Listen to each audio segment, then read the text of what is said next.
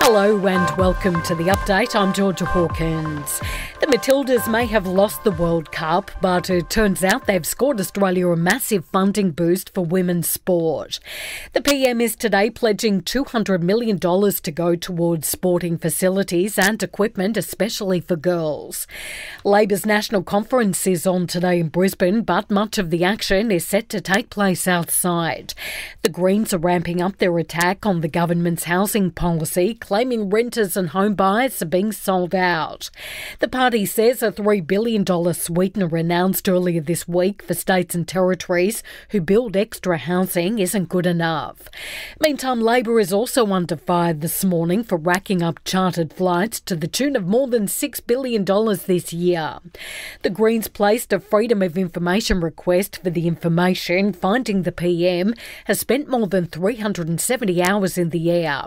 Most of Anthony Albanese's flights have been with the RAAF, the Greens accusing the Department of Defence of trying to keep the information on the down low to avoid scrutiny. A southern right whale and her calf are making their way down the east coast, and if you're super lucky, you may just catch a glimpse.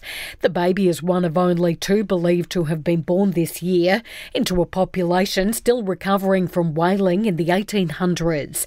Andy Marshall from National Parks says they're probably in New South Wales and could stop into Sydney Harbour for a rest. The southern right whale mothers, generally when they're nursing, will spend about 90% of their time in water that's less than 10 metres deep, so that's very close to the coast.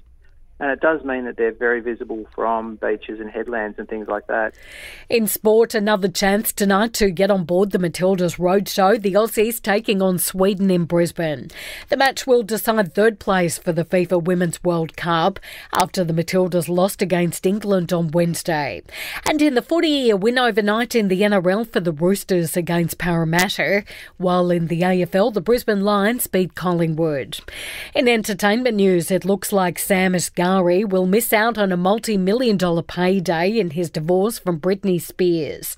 The couple's prenup states he'll receive $1 million for every 2 years of their marriage. Unfortunately for him, the split has come after just 14 months. And that's the latest from the Nova Podcast News team, but we'll see you tomorrow morning for another episode of The Update.